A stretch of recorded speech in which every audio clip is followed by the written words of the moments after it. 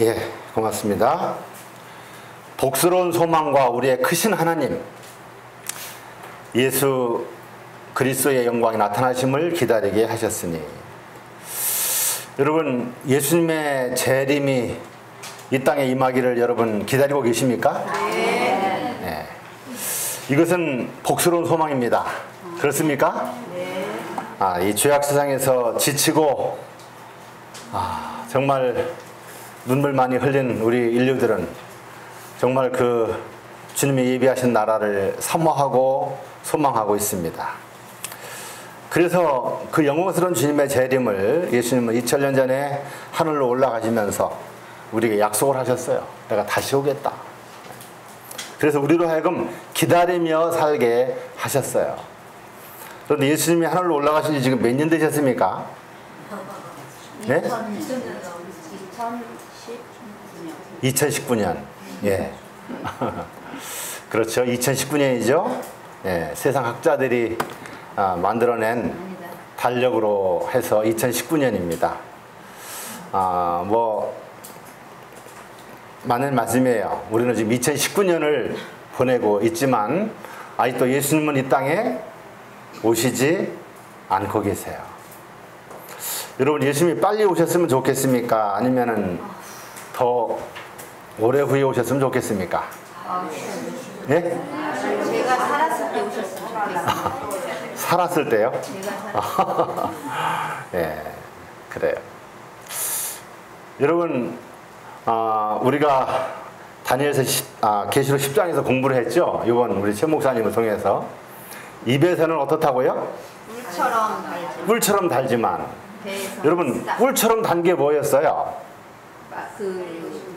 네? 그렇죠. 재림이죠.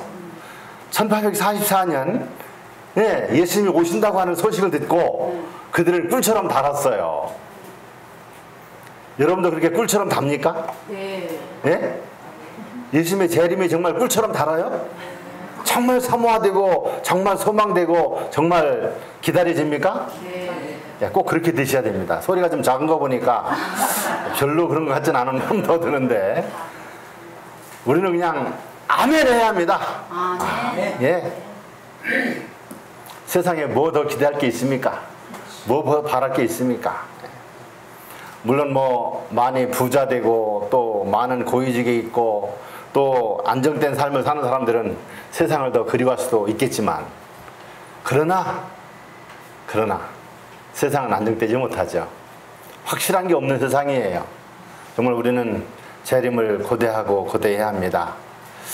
그런데 저는 오늘 여러분들에게 그 예수님의 재림이 가깝다고 하는 것을 좀 말씀드리고 싶어요. 어떻게 하는 거예요? 가깝다.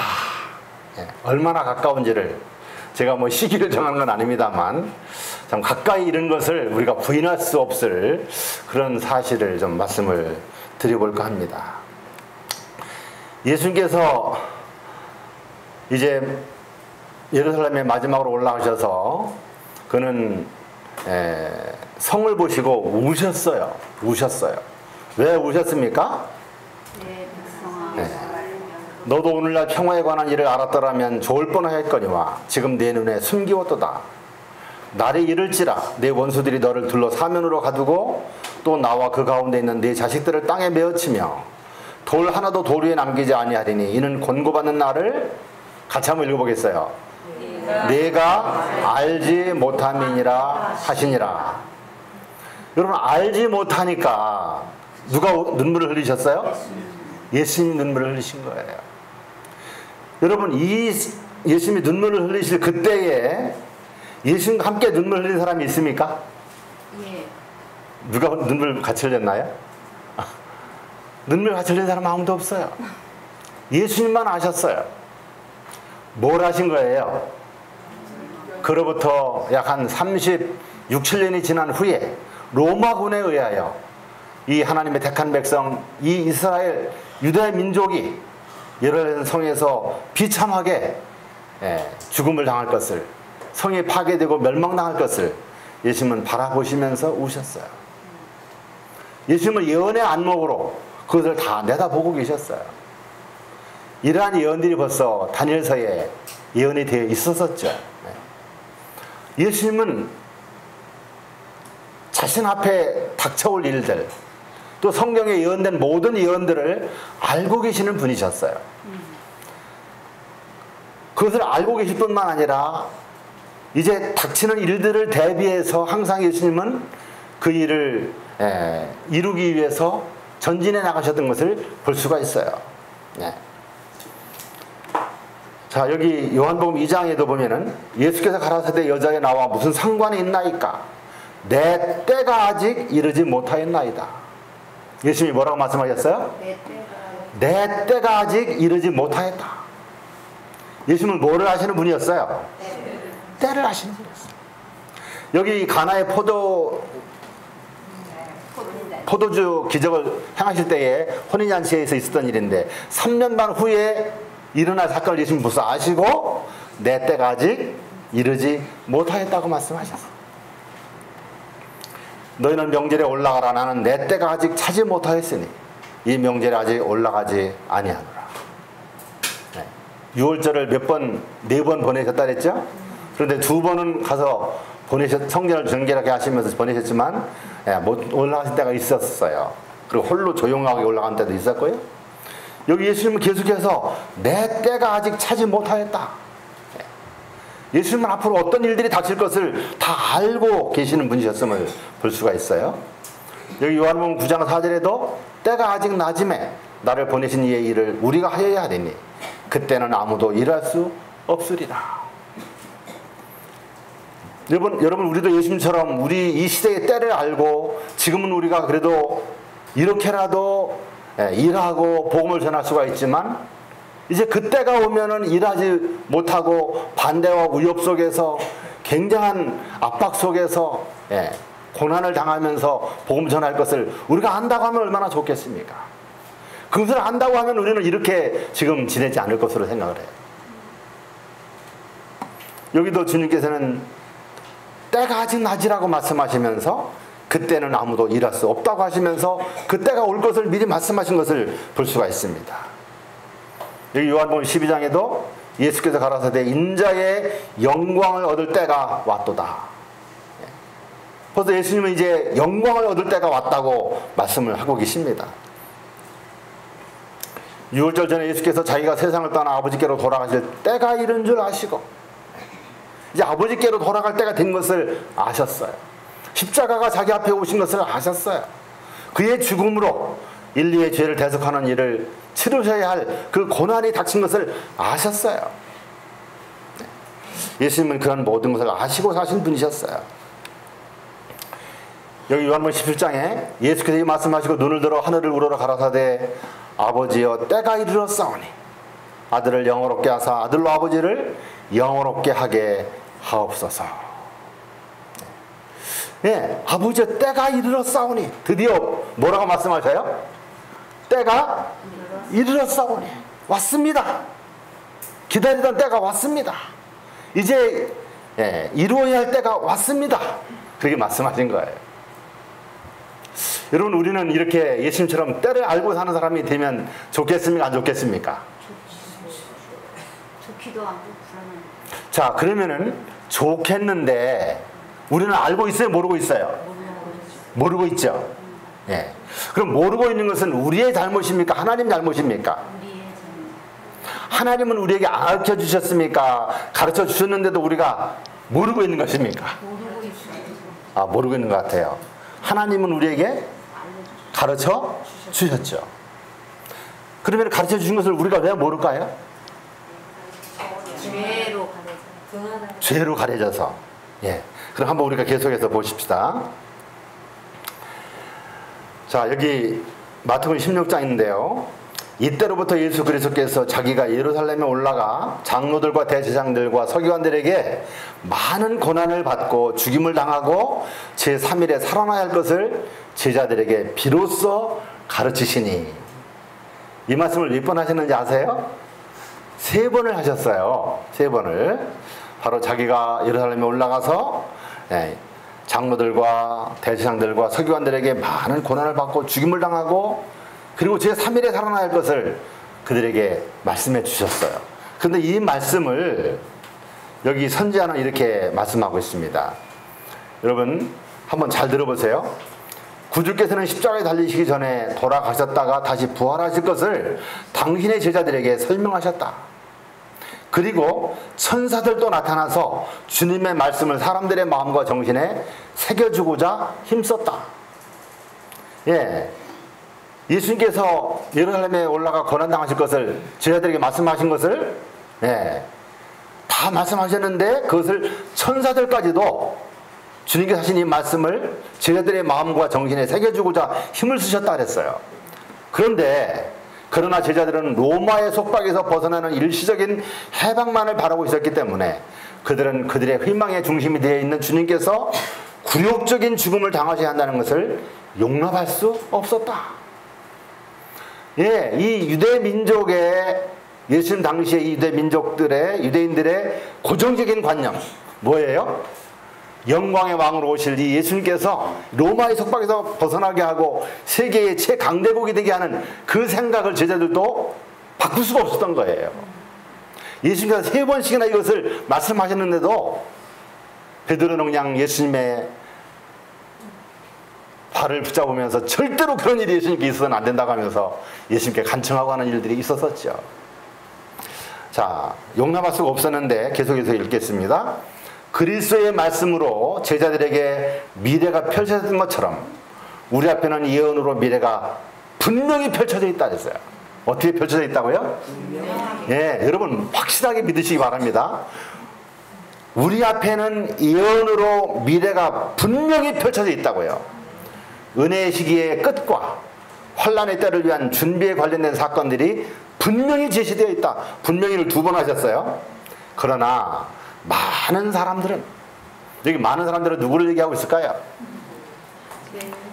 성경을 연구한다고 하는 아마 기독교인들, 또 더 나아가서는 예언의 신을 가지고 있는, 예수의 증거를 가지고 있는 재림교인들을 얘기할 수도 있을지 모르겠어요. 그러나 많은 사람들은 마치 이 중요한 진리들이 그들에게 전혀 계시되지 않았던 것처럼 그것들을 깨닫지 못하고 있다 그랬어요. 여러분 중요한 진리가 뭐라 그랬어요?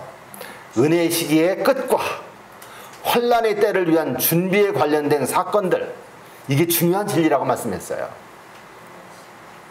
은혜의 시기 끝에 우리가 어떻게 하나님 앞에 설 수 있을 것인가, 또 환란의 때에 우리가 어떻게 그 환란을 하나님께 충성하면서 살아남을 수 있을 것인가 하는 것들을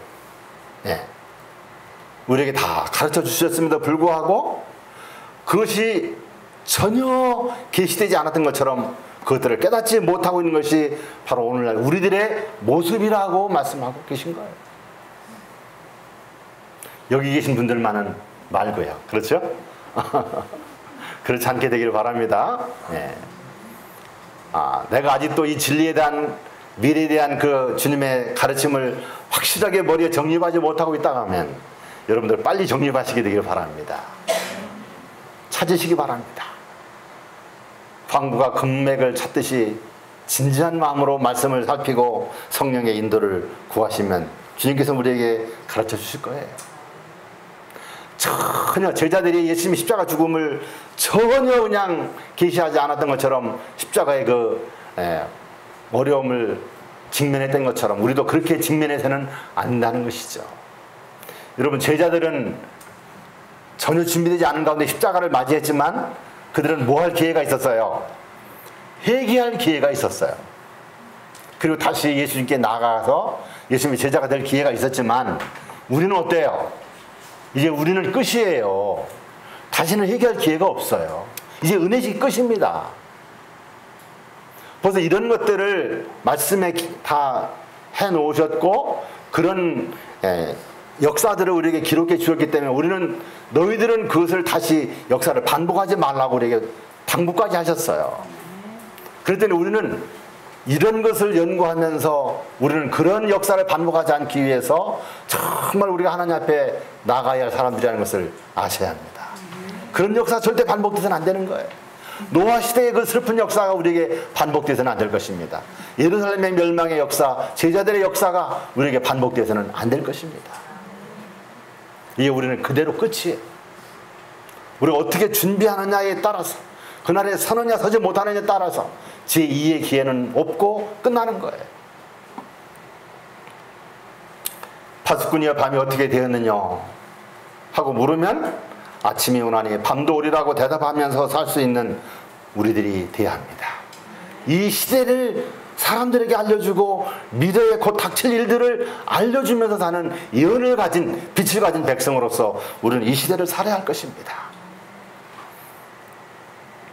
저희가 평안하다 안전하다 할 그때에 잉태된 여인에게 해산 고통이 이른 것 같이 멸망이 저에게 이르리니 결단코 피하지 못하리라. 정말 세상이 지금 평안하다 안전하다는 시대를 우리가 가까이 가고 있죠. 예. 잉태된 여인에게 해산 고통처럼 멸망이 우리에게 이를 것이라고 말씀하고, 결단코 준비되지 못한 자들은 피할 수 없을 것이라고 말씀하고 있어요. 형제들아 너희는 어둠에 있지 아니하며 그날의 도적까지 너희에게 임하지 못하리니 너희는 다 빛의 아들이요 낮의 아들이라. 우리는 밤이나 어둠에 속하지 아니하나니 그러면 우리는 다른들과 같이 자지 말고 깨어 근신할지라. 자는 자들은 밤에 자고 취하는 자들은 밤에 취하되 우리는 낮에 속하였으니. 드늘가전서 5장 4절로부터 8절에 있는 말씀이에요. 예, 다른 이들과 같이 자지 말고, 네, 바로 낮의 아들과 같이 항상 깨어있고, 예, 예비하고 있으라고 하는 것을 말씀하고 계세요. 여호와의 큰 날이 가깝다고 말씀하고 있습니다. 가깝고도 힘이 빠르다고 말씀하고 있어요. 자, 여기 사도행전 259페이지는 말씀인데요. 바울은 그리스도의 재강림전에 있을 징조들에 대하여 무관심한 것은 죄라고 가르친다 그랬어요. 여러분, 죄가 많죠. 뭐 살인, 간음, 거짓말, 뭐 부모를 거역하고 안식일을 범하는 거 여러 가지 죄들이 있어요. 그런데 그런 죄들과 함께 그리스도의 재강림 전에 있을 징조들에 대하여 재림에 가까웠다. 이제 이 사건 후에는 무슨 사건이 일어날 것이라고 하는 것을 알려주는 모든 징조들에 대하여 무관심한 것은 죄라고 가르친다 그랬어요. 여러분, 시대의 징조에 대하여 예언을 연구하지 않고 무관심한 것은 죄예요. 그는 이와 같은 태만의 죄를 범하는 사람들을 밤의 아들이요 흑암의 자녀라고 부른다. 여러분, 태만은 죄입니다. 태만은 밤의 자녀라고 말씀하고 있어요. 밤의 아들이에요. 여러분, 태만해서 되겠습니까? 태만해서 안 되죠. 태만해서 안 되죠. 네. 자, 여기 교회증언 4권 664페이지의 말씀을 한번 같이 한번 읽어보겠습니다. 예언들을 시작. 예언들을 철저히 살핌으로 우리는 이 세상 역사에서 우리가 어디에 있는지 이해한다. 그러므로 우리는 그리스도의 재림이 가깝다는 것을 분명히 한다. 예. 자, 그리스도의 재림이 가깝다는 것을 어떻게 한다 그랬어요? 분명히라 그랬죠. 분명히. 분명히 할 수 있다. 재림이 가까운 것을 분명히 알 수 있다. 그런데 어떤 사람이 알 수 있다 그랬어요? 분명히. 예? 예언들을 철저히 살피는 사람들이 알 수 있다는 거예요. 예언들을 철저히 살피면 우리는 이 세상 역사에서 우리가 어디에 있는지를 이해할 수 있다고 말씀했어요. 하나님은 다니엘서와 계시를 통하여 또 성경 전반에 걸쳐서 이 마지막 때의 징조들에 대한 것들을 우리에게 자세하게 말씀해 주셨어요. 또 우리 재림교회는 더더욱 예언의 신을 통해서 더 자세하고 더 분명하게 현미경처럼 우리에게 그것을 보여주셨어요. 우리가 예언들을 철저히 살피고 연구하기만 하면 우리는 빛 가운데 설 수가 있다는 것을 말씀하고 있는 거예요.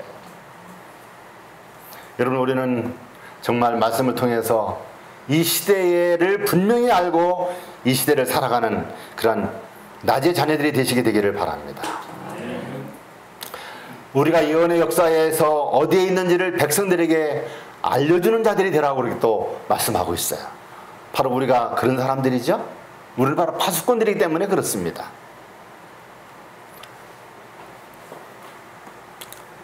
이와 같이 너희도 이 모든 것을 보거든 인자 가까이 곧 눈앞에 이른 줄을 알라고 예수님께서도 말씀하셨어요. 어떻게 해요? 이 모든 것을 어떻게 하거든? 보거든. 이 모든 것을 보거든. 여러분들은 지금 이 모든 것을 보고 계십니까? 듣고 있죠. 듣고 있어요? 듣고 보고 만져야 되겠죠. 네. 보고 듣고 만져야 됩니다. 예수님이 인자가 가까이 어디까지 온 걸 알 수 있다 그랬어요? 문 앞에. 문 앞에. 문만 열면 방이죠. 네. 바로 우리 앞에까지 오신 것을 우리는 알 수 있다 그렇게 말씀하셨어요. 예수님은 내가 너희에게 그렇게 인자 가까이 온 것을 너에게 분명히 보여주셨다는 거예요. 분명히. 성경을 통해서 또 이 마지막 백성들은 예언의 신을 통해서 우리에게 문 앞에 이른 것을 분명히 확인할 수 있도록 자세하게 우리에게 말씀해 주셨다는 것이죠. 예, 여기 참 중요한 말씀이에요. 저는 이 말씀을 한번 여러분들에게 소개하려고 이걸 적었습니다. 나는 그대들에게 끝이 가까움을 그처럼 분명하게 말해주는 시대의 징조들의 성취에 대하여 무시하지 말라고 호소하는 바이다. 예. 끝이 가까움을 그처럼 분명하게 말해주는 시대의 징조들의 성취에 대하여 무시하지 말라고 호소하는 바이다. 우리는 지구 역사의 마지막 장면에 살고 있다. 예언은 신속히 성취되고 있다. 은혜의 시간들은 속히 지나가고 있다. 우리에게는 단 한순간도 낭비할 시간이 없다. 우리는 잠자는 파수꾼으로 발견되지 않도록 하자. 아무도 마음으로나 행실로 나의 주께서 더디 오신다고 말하지 않도록 하자. 주님은 곧 오신다. 정말 몇 페이지예요? 교회증을 8권 252페이지입니다. 지금이야말로 우리가 정말 이 말씀을 우리의 마음에 깊이 새겨야 할 때가 되지 않았는가 생각합니다. 바로 지금 이 시대를 사는 우리에게 이 말씀을 주신 거지 않은가 모르겠어요. 예, 끝이 가까움을 그처럼 분명하게 말해주는 시대의 징조들의 성취에 대하여 무시하지 말라고요. 여러분, 이것은 얼마나 우리가 일어나고 있는 징조들의 성취에 대하여 깊은 관심을 가지고 면밀히 살펴야 할 것을 우리에게 부탁하신 말씀입니까? 이 말씀을 우리는 귀담아 듣고 정말 면밀히 살피면서 이 시대의 징조를 살피면서 주님이 문 앞에 다가오는 것을 우리가 알고 우리가 살아가는 것은 정말 필요하다고 그렇게 저는 생각을 합니다. 그런데 우리가 2019년이라고 말을 했듯이 벌써 예수님의 다시 오신다는 약속은 오랜 세월이 지났어요. 재림운동이 지난 지도 벌써 얼마나 지났습니까? 1844년이면 예? 예, 그럼 몇 년이에요? 거의 한 180년이 가까이 다가오고 있죠. 2019년이니까. 그렇죠? 예. 거의 180년이나 되는 세월이 지났어요. 노아 시대에도 몇 년을 그들에게 허락해 주셨어요? 120년이죠. 그런데 노아 시대보다도 3분의 1이나 되는 시간들을 벌써 우리에게 더 많은 은혜의 시간을 주고 계셔. 하나님은 자비하게도 우리에게 은혜 위에 은혜를 더하고 계셔요. 여러분, 재림이 지체되는 것은 좋은 겁니까? 나쁜 겁니까? 질문이 좀 이상하죠? 네, 그러나 우리가 아직도 준비되지 않았기 때문에 우리를 준비시키기 위해서 더 많은 은혜의 시간을 주시고, 베드로서 3장에 있는 말씀처럼 주의 약속은 어떤 이에 더디다고 생각하는 것 같이 더딘 것이 아니라 오직 너희를 대하여 어떻게? 오래 참으사 아무도 멸망치 않고 다 회개하게 이르기를 원하신다고 말씀하셨습니다. 우리는 이 지체되는 재림에 대하여 하나님의 사랑을 배우는 자들이 또 되어야 할 것입니다. 그러나 재림이 지연된다고 한없이 지연되는 것은 또 아닐 거예요. 이렇게 오래 지체되다 보니까 이 재림을 기다리는 성도들이 어떻게 돼요? 지쳐가요. 지쳐가. 그래서 여기 몇 말씀을 좀 제가 적었는데요. 그분은 오시지 않았다. 우리는 너무 세심할 필요가 없다. 그분은 다음 시간에도 오시지 않을 것이다. 지금 우리는 삼경에 이르렀다. 지금이야말로 세상에서 재물을 모을 때이다. 그래야 궁핍하지 않을 것이 아닌가. 예. 이것이 바로 오늘날을 살고 있는 재림 성도들의 재림관이에요. 재림관. 예. 우리가 그렇게 기다렸는데도 그분은 오시지 않았다. 우리는 너무 재림에 대하여 세심할 필요가 없다. 그분은 다음 시간에도 오시지 않을 거야. 지금을 벌써 3경이잖아. 지금이야말로 재물을 모으고 우리가 세상에서 궁핍하지 않게 살 때가 지금이라 하면서 지금 살아가고 있는 재림 성도들의 모습이에요. 나는 현대 진리를 믿는다고 하는 사람들이 깨어 기다리지 않는 것을 보았다. 그들은 재물을 들여가며 세상에 보물을 쌓고 있다. 그들은 세상 것에는 부해지지만 하나님께는 부여치 않다. 그들은 시간의 촉박함을 믿지 않는다. 뭐를 안 믿어요? 재림이 가까이 임한 것을 믿지 않는다는 거예요. 그들은 만물의 마지막에 가까운 것과 그리스도가 문 앞에 당도한 것을 믿지 않는다. 그리스도가 어디에 왔다 그랬어요? 문 앞에 당도한 것을 믿지 않는다는 거예요. 지금 우리 재림교회 안에서 또 모든 개신교 안에서 재림에 대한 생각이 자꾸 잊어져 가고 있어요. 네. 언젠가는 오실 거라는 생각만 가지고 언젠가 오시면 그분은 사랑의 하나님이니까 오랫동안 기다리면서 당신을 기다리는 우리들을 다 구원해 주시겠지 하면서 우리가 세상에서 너무 지지하게 살면 사람들에게 전도도 안 되고 빚도 안 되니까 우리 돈 좀 많이 벌어야 한다 하면서 돈 버는 일에 그들이 시선이 완전히 꽂혀버린 거예요. 우리의 시선을 하늘로 향해야 하는데 세상으로 향하는 그런 상태로 바뀐 거예요. 재림을 기다리지 않는 상태라고 말씀을 하십니다. 그들은 기다리고 깨어있는데 지쳤다. 그래야 그들은 주인이 오는 것에 대하여 무관심해졌다. 재림에 대하여 무관심해졌다는 거예요. 그들은 그분의 출현을 갈망하지 않았으며 그렇게 지속적으로 끈기 있는 경성이 필요 없다고 생각하였다. 그들은 깨어날 시간이 충분히 있다고 결론지었다. 그들의 결론이 뭐예요? 예수님은 우리에게 잠자는 우리들을 깨워서 다시 일어나서 준비하게 하고 오실 거야. 네. 하나님은 사랑의 하나님이시니까 하면서 그들은 깨어날 시간이 충분히 있다고 결론 지었다. 그렇게 말씀하고 있습니다. 더 심각한 말씀하고 계십니다. 교회증은 2권 196페이지인데요. 거의 모두가 깨어 기다리기를 멈추었다. 우리는 그분이 오실 때 곧 열어줄 준비가 되지 않았다. 우리는 열성과 진지함으로 다른 일들에 종사하느라 분주하다. 하나님은 망각되었다. 하나님을 잊어버렸어요. 하늘 보화는 소중히 취급되지 않는다. 세상이 더 귀해요. 세상의 애착과 재리의 유혹이 우리의 믿음을 갉아먹었다 그랬어. 믿음을 갉아먹은 거예요. 우리는 구주의 재림을 고대하지도 사랑하지도 않는다. 예수님의 재림을 고대하지 기다리지도 또 그것을 사랑하지도 소망도 이제 완전히 흐려져 버린 거예요. 희미하게 재림이라는 생각만 갖고 살아가고 있는 거예요.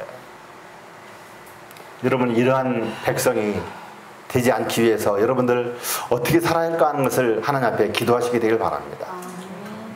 여러분들이 하나님 앞에 참으로 주님 정말 재림을 사모하고 고대하고 소망하는 주님을 참으로 사랑하는 주님의 자녀되게 해주십시오 하고 기도하면 하나님은 여러분들을 인도하실 것입니다.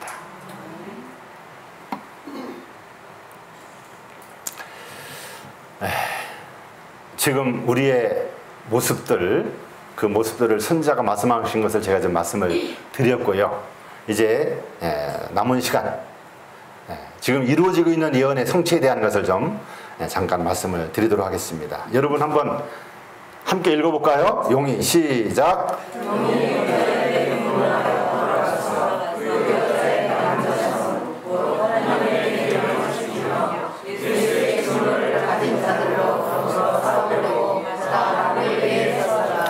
예, 지금 우리 최 목사님을 통해서 다니엘과 요한계시록, 특별히 12장, 13장, 14장을 지금 아주 가장 많이 연구하는 시간인데 또 제가 이 말씀을 드리는데요. 저는 이 말씀 속에 있는 뜻을 좀 한번 생각해 보고 이 계시록 12장 17절에 어떻게 성취되고 있는가 하는 것을 좀 말씀을 좀 드려보고자 합니다. 여기에 보면은 싸우는 일이 나오고 있죠. 그런데 누구와 싸웁니까? 용과 여자의 남은 자손들이 싸우죠. 그런데 이 용은 어떤 상태예요, 지금? 용의 상태가? 분노한 상태예요, 분노한 상태. 여러분, 고양이하고 쥐하고 싸울 때요, 분노한 쥐가 이길 수도 있다는 거예요. 분노가 그 정도 무서운 거예요. 분을 내면 그 파워가 엄청나게 나옵니다. 그런데 이 용은 그렇지 않아도 힘이 센 존재인데, 능력이 많은 존재인데, 이 능력 많은 존재가 분노했어요. 여러분, 분노한 것이 왜 분노했는지 여러분 아시죠? 1260년 동안 거의 다 이제 자기의 목적을 달성했는데 딱 그냥 땅이 입을 벌려서 그 여자를 살리는 가운데서 다 잡았던 것을 놓쳤잖아요, 하나님의 백성들을. 그래서 분노하여 돌아가서 그 여자의 씨의 남은 자손, 누구예요? 하나님의 계명을 지키며 예수의 증거를 가진 자들로 더불어 싸우려고 자신만이 아니라 누구하고요? 자신과 함께 바다 모래 위에 섰다, 그렇게 이야기하고 있어요. 자, 바다 모래 위에 섰다고 하는 것과 또 싸우려고 하는 것을 좀 이 시간 특별히 좀 생각을 해 보고자 합니다. 이제 싸우는 그 실제 상황이 닥쳤을 때, 이르러 올 때의 사건을 선자는 이렇게 말씀하고 있어요. 그때 남은 교회는 큰 시련과 고통을 당할 것이다. 하나님의 계명과 예수의 믿음을 지키는 사람들은 용과 그 군대의 분노를 당할 것이다. 사단은 세계를 그의 종이라 간주하고 그리스도인이라 공언하는 많은 사람들까지도 지배하게 되었다. 그러나 그의 최상권을 반대하고 있는 적은 무리가 있다. 만일 사단이 그들을 세상에서 말살시킬 수만 있었다면 그는 완전히 승리를 얻었을 것이다. 여러분, 이 말씀을 이해하시겠습니까? 사탄이 이스라엘을 멸하려고 이방 열국들을 움직였던 것처럼 그는 멀지 않은 장래에 세상의 악한 세력들을 움직여 하나님의 백성들을 멸하려 할 것이다. 사람들은 하나님의 율법을 범하고 인간의 포고에 순응하라는 요구를 받을 것이다. 이런 때가 오고 있어요. 그런데 여기 보면은 빨간 글씨요, 그의 최상권을 반대하고 있는 적은 무리가 있다. 이 적은 무리가 누굽니까? 계시록 12장 17절에 하나님의 계명을 지키며 예수의 증거를 가진 자들이에요. 하나님의 율법을 마음에 새기고 보존하고 있고 그것을 온전히 순종하면서 예수의 증거의 말씀을 따라서 온전히 순종해 나가는, 준비하는 그 백성들을 이야기하고 있습니다. 그런데 이 무리들은 최상권을 사탄이라고 하지 않는 거예요. 그들의 주인은 누구예요? 예수 그리스도이시죠. 왜냐하면 13만 하천인들은 어린 양이 어디를 인도하든지 따라가는 자들이라고 말씀하고 있기 때문에 그렇습니다. 그래서 그 적은 무리들은 사탄을 이 지상의 통치자라고 인정하지 않는 거예요. 통치권은 십자가에서 예수님이 벌써 쟁취하셨어요. 그런데도 불구하고 세상의 통치권을 가진 자라고 주장하는 이 사탄을 이 하나님의 백성들은 인정을 하지 않죠. 그런데 이 무리들이 사탄에게는 가장 증오의 대상이에요. 왜냐하면 그토록 싫어하는 하나님의 안식일을 가지고 있고 하나님의 계명을 보관하고 있기 때문에 그런 거예요. 그리고 자기의 정체와 자기의 음모들을 다 알고 있는 백성들이 그 백성들이에요. 그래서 자기에게 순종하지 않고 순응하지 않거든요. 그런데 이 무리들만 말살시킬 수 있었다면, 이 말살이라는 것은 뭡니까? 말살. 없애는 것이죠. 제거하는 거예요. 이 적은 무리만 없애버릴 수 있다고 하면 사단은 어떻게 되는 거예요? 승리를 얻었을 것이라고 그래서 승리. 여러분, 그럼 지금 싸움이 진행되고 있죠? 그 싸움이 언제부터 시작됐습니까? 그 싸움이 어디서부터 시작됐어요? 하늘에서부터 시작됐죠. 하늘에서부터. 하나님의 보좌로부터 보좌 앞에서부터 시작된 거예요. 그 전쟁이 벌써 6천년 동안 계속되어 온 거예요. 그런데 전쟁의 승자와 패자가 결정됐습니까? 안 됐습니까? 결정이 됐지요? 그런데 여기에 또 완전한 승리를 얻었을 것이라는 것은 무슨 뜻인가요? 네, 참 이것을 우리가 설명하려면 많은 시간들이 필요한데요. 십자가에서 이미 승자와 패자는 결정됐어요. 그런데 사탄은 루스벨 천사였죠. 하나님의 보좌 앞에서 주장하던 그 주장을 십자가에서 패배했으면서 다시 주장을 한 거예요. 예수님은 무효다 이겁니다. 예. 예수님은 신적인 그 능력을 가지고 있기 때문에 무효다. 예. 그래서 이 예수를 따르는 백성들과 다시 한번 결전을 벌여야 한다고 주장을 한 거예요. 그래서 하나님은 어쩔 수 없이 모든 것을 분명하게 드러내 보여야 하기 때문에 아무런 오점과 아무런 의구심을 남기지 않아야 하기 때문에 사단에게 끌려가신 것이죠. 그리고 2000년의 역사가 지나고 가장 연약하고 쇠약하고 지능도 떨어진 우리 제일 깨끗죄한 남은 자손들과 함께 마지막 결전을 벌이는 겁니다. 그런데 비록 연약하고 참 보잘것없는 존재들이 되었다 할지라도 그들에게는 뭐가 있어요? 예수의 증거가 있고 하나님의 말씀이 있고 예수께서 함께 하시고 성령께서 계시니까 강하고 담대한 겁니다. 그래서 이 무리들을 함부로 없앨 수가 없어요. 그래서 사탄은 이 무리들을 없애기 위한 가장 교묘한 계획들을 세우고 이제 그들을 없애려고 하는 것이죠. 이것이 바로 대쟁투입니다. 그 대쟁투가 어떻게 전개되는 걸 한번 보십시다.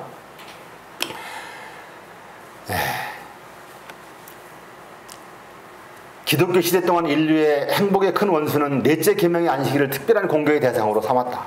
네. 여기 있는 말씀들을 제가 설명할 시간이 없으니까 좀 잘 읽어보시기 바랍니다. 사탄은 창조주 하나님을 가르치는 이 안식일을 없애는 것이 그의 목표였어요. 그래서 우리가 공부한 대로 1260년이라는 긴 세월을 통해서 안식일을 일요일로 바꿨어요. 그것이 잘못되었음을 알고 개혁한 개혁자들, 개신교도들이 죄 사함 받는 믿음으로 받는 의에 관한 것들은 어느 정도 깨닫고 거기서 나왔지만 안식일에 관한 것은 이해하지 못한 상태였었죠. 그런데 그 후손들이 안식일에 대한 것을 깨닫게 되었고 안식일을 다시 회복하게 됐고 율법을 회복하게 되었어요. 그런데 회복한 이 남은 백성들을 이제 사탄은 미워하게 되는데요. 사탄의 목적은 이 제7일 안식일을 사람들의 생각에서 말살시켜 제거해 버렸다는 거예요. 그리고 하나님께서 인정하지 않는 한 날, 곧 하나님과 당인의 백성 사이에 표징이 될 수 없는 한 날, 일요일을 세우겠다는 것입니다. 바로 하나님의 제7일에 두신 신성성을 옮긴 이 날을 받아들이는 자들을 자기가 인도하겠다는 거예요. 지금 세상에 거의 대다수의 사람들이 사탄이 만들어 놓은 일요일을 따르고 있지 않습니까? 그래서 그들은 다 사탄의 인도를 받고 있는 것이죠. 나는 나의 대리자들을 통하여 나를 높이겠다. 주일 중 첫째 날은 찬양을 받겠고 개신교계는 이 거짓 안식일을 참 안식일로 받아들일 것이다. 나와 너희 사이에 대대의 표징이라는 말을 나는 내 안식일 일요일의 편에 적용되도록 하겠다. 이리하여 온 세계는 나의 것이 될 것이다. 나는 지상의 통치자와 세상의 왕이 되겠다. 사탄은 이 지상의 통치자 왕이 되기를 소원하고 있는 거예요. 그래서 나의 권세 아래 있는 자들의 마음을 지배하여 하나님의 안식일을 멸시와 특별한 대상이 되게 할 것이다. 특별한 멸시의 특별한 대상이 되게 할 것이다. 표징, 나는 일곱째 날의 준수를 지상의 권위에 대한 불충성의 표징으로 삼겠다. 인간의 율법을 매우 엄중히 만들어 남녀들로 하여금 감히 제7일 안식일을 지키지 못하게 하겠다. 음식과 의복에 대한 공포심 때문에 그들은 하나님의 율법을 범하고 세상과 연합할 것이다. 세상은 전부 나의 통치 아래 있게 될 것이다. 이것이 싸움의 요지입니다. 사탄은 제7일 안식일을 지키는 자들을 음식과 의복에 대한 부족, 결핍의 공포심 때문에 그들은 하나님의 율법을 범하고 세상과 연합할 것을 알고 그런 위협을 이제 하나님의 계명을 지키는, 안식일을 지키는 자들에게 가할 것을 이야기하고 있어요. 이것을 좀 구체적으로 이렇게 또 말씀을 하고 있는데요. 여기 계시록 13장 15절에 17절입니다. 저가 권세를 받아 그 짐승의 우상에 생기를 주어 그 짐승의 우상으로 말하게 하고 또 짐승의 우상에 경배하지 아니하는 자는 몇이든지 죽이게 하더라. 저가 모든 자 곧 큰 자나 작은 자나 부자나 빈곤한 자나 자유한 자나 종들로 그 오른손이나 이마에 표를 받게 하고 누구든지 이 표를 가진 자 외에는 매매를 못하게 하니 이 표는 곧 짐승의 이름이나 그 이름의 수라. 그렇게 얘기하고 있죠. 자, 여기에서 짐승의 우상을 세울 것을 얘기하고 있어요. 땅에서 올라온 짐승의 우상을 바다에서 올라온 짐승을 위해서 만들게 된다고 공부했죠. 그래서 그 짐승의 우상으로 말을 하게 하고 또 그 우상에 경배하지 아니하는 자는 몇 명이든지 다 죽이게 한다는 거예요. 여러분, 지금같이 전 세계가 보는 세상에서 이렇게 죽이는 일들이 일어날 수 있을까요? 참 상상할 수 없는 일이지만 그런 일은 일어날 것이라고 하나님의 말씀은 분명히 예언해 놓고 계십니다. 큰 자나 작은 자나 부자나 빈궁한 자나 자유한 자나 종들이나 할 것 없이 누구든지 모든 사람들 다 오른손이나 이마에 표를 받게 하고 이 표를 가진 자 외에는 매매를 못하게 하고 그들은 세상의 법적인 보호까지도 다 제거하는 그러한 위기의 궁지에 몰아가는 일을 할 것이라고 하는 것을 말씀하고 있습니다. 성경의 진리를 옹호하기 때문에 우리가 반역자로 취급될 때가 올 것이다. 진리를 옹호하기 때문에 우리는 반역자, 세상의 평화를 위협하고 깨뜨리는 자로 취급될 때가 올 것이라고 그렇게 말씀했어요. 여러분, 유명한 사람 되고 싶으십니까? 유명한 사람. 이제 여러분들은 곧 스타가 될 것입니다. 진리를 옹호하는 자들, 양보하지 않고 진리에 순종하는 자들은 세계적인 스타들이 이제 곧 될 겁니다. 어디에서? 이 세상에서도 스타가 되고요. 하늘에서도 또 스타가 될 거예요. 그렇습니까? 네, 그렇습니다. 여러분 꼭 스타가 되시기를 바랍니다. 저도 유명한 스타가 좀 되고 싶습니다. 개신교회와 천주교회가 연합하게 될 때에 박해는 예수 그리스도의 종교를 거의 멸절시켰던 로마교회에 의한 개신교도들의 박해를 같이 읽어보겠어요. 시작. 훨씬 능가할 것이다. 중세 시대의 박해를 훨씬 능가할 것이다. 여러분, 중세 시대의 그 잔인한 고문과 잔인한 사형, 죽음 여러분 아시죠? 극심한 고통에 처하게 했던 모든 일들 다 아시죠? 종교재판, 수없는 고문기구들 다 아시죠? 그때보다 더 할 것이라 그렇게 말씀했어요. 사탄은 계명을 지키는 충성된 하나님의 백성들로 하여금 양심을 거스리도록 강요하고자 그들에게 포문을 열 수천 개의 포대를 숨기고 있다. 지금 뭐를 숨기고 있다고 그랬어요? 수천 개의 포를 숨겨놓고 있다는 거예요. 이제 그것을 사용할 때가 되면은 그것을 쏠 거라는 것이죠. 여러분, 모든 자를 바로 하나님의 계명을 지키고 또 자기를 최상급으로 인정하지 않는 그런 자들을 완전히 싹쓸이하기 위해서 사단은 모든 준비를 지금 만반의 준비를 갖춰놓고 있다는 거예요. 여러분, 사단은 고도의 지능자입니다. 그는 하나님과 겨루는 자예요. 그 지혜는 우리가 상상할 수가 없어요. 그 싸움은 정말 치열할 겁니다. 이것은 마지막 싸움이에요. 여기서 패배하는 자는 영원히 끝나는 거예요. 사단은 그것을 하기 때문에 이번만큼은 절대로 지지 않으려고 하는 거예요. 분노한 용, 다 잡았던 것을 놓쳤기 때문에 이번만큼은 꼭 성공하겠다고 했는데 그 마지막 싸움이 얼마나 치열할까 하는 것을 한번 말씀한 것들을 통해서 상상해 보시라 이 말입니다. 어떤 사람들은 주님의 안식일을 더럽히기를 거절함으로 투옥이 될 것이고요. 사람들은 하나님의 율법을 고마하고 인간의 명령을 순종하라는 요구를 받을 것이라고 그랬어요. 하나님께 충실한 사람들은 협박을 받고 비난을 받으며 인권을 박탈당할 것이다. 그들은 심지어 부모와 형제와 친척과 벗에게 배반당하며 죽기까지 할 것이다. 그렇게 얘기를 하고 있어요. 사단과의 마지막 대쟁투에서 하나님께 충성하는 자들은 모든 세상의 생계방도가 끊어지게 됨을 보게 될 것이다. 세상의 권세에 순종하여 하나님의 법 범하기를 거절하기 때문에 그들은 매매하는 일을 금지당하게 될 것이다. 우리가 어떤 값으로도 사거나 팔 수 없는 때가 다가오고 있다. 짐승의 표를 가진 자 외에는 어떤 사람에게도 사거나 파는 일을 금지하는 법령이 미국에 내리게 될 것이다. 저는요, 이 말씀을 사실 오래전에 들었어요. 매매하지 못하게 될 것이라는 것, 짐승의 표에 대한 얘기. 그런데 어떻게 매매를 못하게 할까? 이 수많은 세계 인류들을 어떻게 매매를 못하게 할까 하는 것을 생각을 했었어요. 그런데 저는 최근에 들어서 지금 사단이 그 일을 준비하고 있는 것을 보게 되었어요. 여러분들은 어떻게 하는지 생각해 보셨습니까? 예?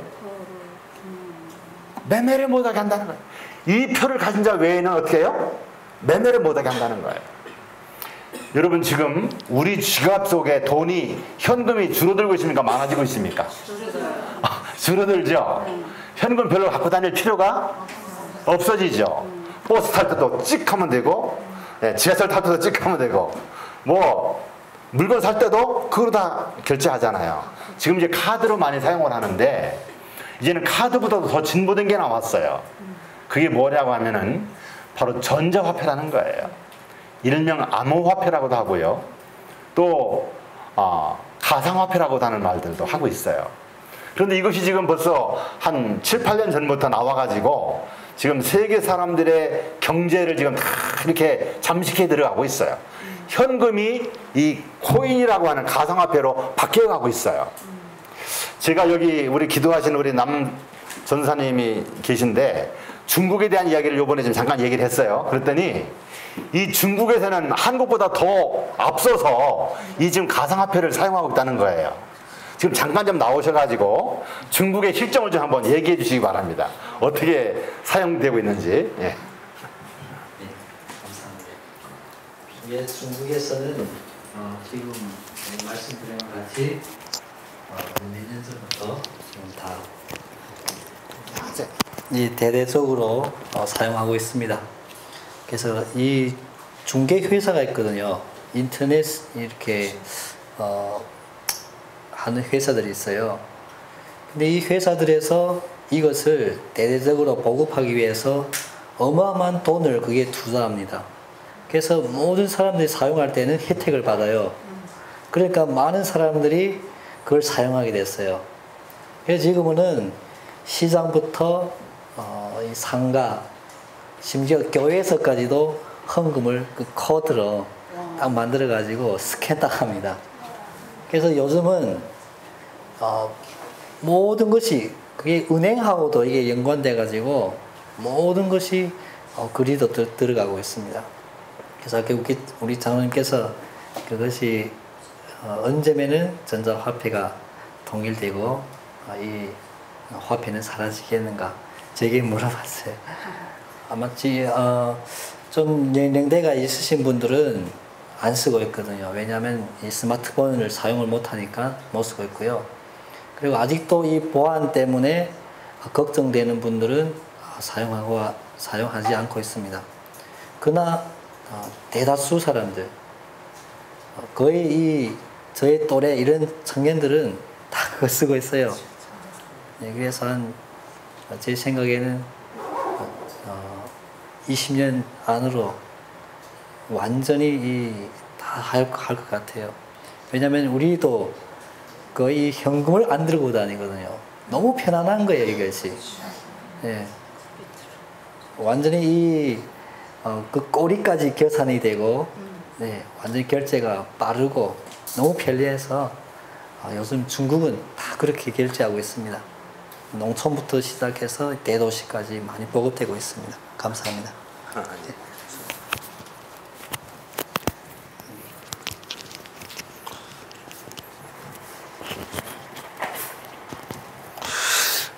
예.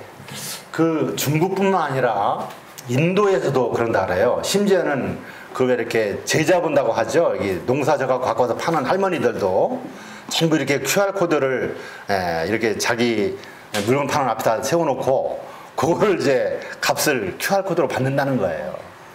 심지어는 이렇게 거지들도 말입니다. 현금이 없으니까 돈을 못 받으니까 어떻게 해요? QR 코드를 놓고 그걸 받는다는 거예요. 여러분 이해 가시죠? 네. 지금 전 세계적으로 스마트폰 없는 나라가 있는 거 있어요, 없어요? 스마트폰 다 있습니다. 제가 그 네팔과 뭐 방글라데시 이런 나라 다 가봤는데 아주 첩첩 산골에 가도 다 그런 폰들이 다 있어요. 이 폰 속에는 이제 모든 정보들이 들어가고 생활에 필요한 모든 것들이 다 거기에 들어가고 모든 돈이 다 그 속에 들어갈 거예요. 지금 전문가들의 말에 의하면 앞으로 만 2년 후에 전 세계 사람들이 다 이 전자화폐에 의하여 매매가 이루어질 것이다. 이 사람들은 성경 모르는 사람들이에요. 그렇게 이야기하고 있어요. 예상보다도 빨리 그 일이 이루어질 것 같습니다. 자, 여러분, 제가요 캄보디아를 갔다가 라오스를 갔어요. 그런데 라오스에서 비행기 내려보니까 지갑이 없어진 거예요. 그래서 지갑이 없어지면 어떻게 해요? 비행기 안에 들어가서 막 찾아봤죠. 그런데 없어요. 그래서 빨리 이것을 중지시켜야겠다고 하고 제가 국제전화로 우리 딸에게 전화를 했어요. 내가 지금 지갑을 잃어버렸는데 카드 3장이 들었다. 우체국, 뭐 신한은행, 농협. 그러니까 그거 빨리 지불 중지를 좀 시키라고. 그래서 지불 중지를 딱 시켰어요. 다시 만드는 수고는 했지만 그 카드는 쓸 수가 없게 되는 것이죠. 여러분 지금 모든 사람들이 다 이 전자화폐로 이제 스마트폰으로 모든 물건을 사고 팔고 하는 그런 결제가 이루어질 때 안식일을 고집하고 일요일을 지키지 않는 사람들을 어떻게 하겠어요? 여러분 기회를 주겠죠. 일요일을 지켜라, 합류하라 권고를 하지만 끝내 그들은 하나님의 말씀에 순종하지 그 말을 듣지 않는다 이 말입니다. 이들은 세계의 질서를 어지럽히고 세계의 평화를 위협하는 자들이다. 이 자들은 매매를 하게 할 특권을 줄 이유가 없다. 그들 계정에서 코드를 뽑아버려라. 명령 한마디만 하면 벌써 안식일을 지키는 무리들의 모든 명단과 리스트가 올라가 있겠죠. 코드 뽑는 일은 삽시간이에요. 순간에 이루어져요. 그러면은 내 스마트폰 속에 돈이 아무리 많이 들어있을지라도 어떻게 됩니까? 아무것도 살 수가 없어요. 수십억이 들어있어도 누가 사탕 하나 못 사게 되는 거예요. 그러면 어떻게 됩니까? 자연적으로 매매를 못하게 되는 거예요. 세상의 생기의 방도가 완전히 끊어지는 거예요. 여기 뭐라고 말씀하세요? 짐승의 표를 가진 자 외에는 어떤 사람에게도 사거나 파는 일을 금지하는 법령이 미국에 내리게 될 것이라고요. 저장된 분은 조만간 무가차게 될 것이다. 짐승의 표를 가진 자 외에는 아무도 사거나 팔지 못하는 법령이 공포될 때 많은 재물은 아무런 소용이 없게 될 것이다. 여러분 다니엘의 시대에 그 금신상을 세웠죠? 금신상을 세우면서 또 뭐도 만들었습니까? 풀무불도 만들었겠죠. 7배로 이렇게 뜨겁게 만드는 풀무니까 얼마나 또 많은 그 건축을 했겠어요. 특별한 재료로 같이 지금 만들어지고 있죠. 여러분 사탄은 지금 우리들을 매매를 못하게 해서 우리를 음식과 의복의 궁핍 때문에 세상에서 살아갈 수 없을 그런 위기를 가져오게 하기 위해서 지금 벌써 이렇게 매매를 못하게 하는 그런 장치를 자연스럽게 전 세계에 이거 필요하다, 이거 정말 꼭 있어야 한다, 그런 동감을 얻으면서 만들어가고 있는 것입니다. 여러분 세상이 이렇게 지금 준비되고 있고 변해가고 있어요. 정말 놀라운 일입니다. 여러분 그러한 이제 무서운 위기가 안식일을 지키는 우리들에게 다가오고 있어요. 여러분 제가 잠깐 말씀을 드리지만 지금 사탄은 바다 모래 위에 섰다고 말씀했죠. 바다 모래 위에. 여러분 지금 사탄은 로마 교황을 통해서 이 공산주의와 민주주의를 어떻게 해요? 다 손아귀에 넣었어요. 그런데 지금 손아귀에 못 넣고 있는 게 누굽니까? 저 이슬람, 힌두교, 불교 종교단체들이에요. 그 각 종교계들을 지금 어떻게 하고 있어요? 통합을 위한 아주 발빠른 움직임들을 지금 진행하고 있죠. 그런데 여러분 놀라지 마십시오. 2020년 6월 네덜란드 헤이그에서 전 세계 종교지들이 다 모여가지고 종교 통합 선포식을 합니다. 이제는 우리는 하나다 이거예요. 여러분 종교가 다 통합되면 어떻게 되겠어요? 바로 사탄은 바다 모래 위에 서게 되는 거예요. 바다 모래 위에 서서 이제 우리를 핍박할 모든 것들을 다 준비해 놓고 이제 마지막 싸움을 우리에게 걸어올 거라 이 말입니다. 그리고 얼마 안 있어도 이제 일요일 혁명 내리고 이제 마지막 결전이 우리에게 다가오겠죠. 여러분 지금 우리가 바로 이러한 때를 살고 있습니다. 다니엘서 12장 17절 말씀, 다니엘서 13장 15절로 17절 말씀, 성경에 예언된 모든 예언들이 놀랍고 분명하게 지금 성취되는 때를 우리는 살고 있어요. 여러분 정말 우리가 정신 차려야 되지 않겠습니까? 네. 이러한 집회를 통해서 우리가 더 진지하게 이런 분야의 내용들을 많이 연구하고 우리가 더 하나님께 피하고 하나님과 함께하는 그러한 시간과 믿음들을 준비하면서 또 우리가 육적으로 매미 못할 때를 위하여 시골 생활도 준비하면서 정말 이 시대를 우리가 충성스럽게 살아야 할 때라고 하는 것을 저는 여러분들에게 말씀을 드리고 싶습니다. 우리 주님께서 여러분들에게 호소하십니다. 이제라도 빨리 말씀으로 돌아가서 말씀을 따라 이 마지막을 준비해달라고 호소하고 계시는 음성을 들으시게 되기를 간절히 바랍니다. 함께 기도하겠습니다. 아버지 하나님, 우리에게 이렇게 놀라운 예언의 말씀을 주시고 그 예언이 성취되는 것들을 우리로 하여금 보게 하시고 또 그 예언을 따라서 우리가 마지막을 준비할 수 있도록 우리에게 자비를 베푸시니 감사합니다. 아버지, 우리가 알지 못하는 사이에 사단은 오늘 우리가 들은 것 그 이외에도 너무나 많은 일들을 준비하고 있고 이제 우리를 향한 마지막 분노를 폭발시키려고 하는 때를 살고 있음을 봅니다. 아버지, 우리는 거기에 맞지 않게 너무나 깊이 잠들어 있고 세속화되어 있고 세상을 사랑하고 있고 세상에 내일을 추구하고 있는 그런 자들로 변해 있는 것을 볼 수 있습니다. 아버지 하나님, 우리들에게 각성함을 주시고 우리들에게 진정으로 이 말씀 속에 나타난 하나님의 큰 뜻을 깨닫는 자들이 되게 하여 주시고 이제라도 우리가 말씀으로 돌아가고 하나님께 피하는 자들이 되게 하여 주시옵소서. 우리가 참으로 영적으로 육적으로 준비되어서 이 마지막 싸움에서 하나님 편의 싸움을 싸우고 하나님께 승리를 돌려드리는 자들이 될 수 있도록 저희들을 인도하여 주시옵소서. 말씀을 더 깊이 연구함으로 이 선악의 대쟁투에 내포되어 있는 깊은 진리들을 더 밝히 알아서 더 능력 있는 용사들로 하나님 앞에 준비될 수 있도록 우리 모두들을 축복하여 주시옵소서. 우리 주님 예수님의 이름으로 간절히 기도드리옵나이다. 아멘.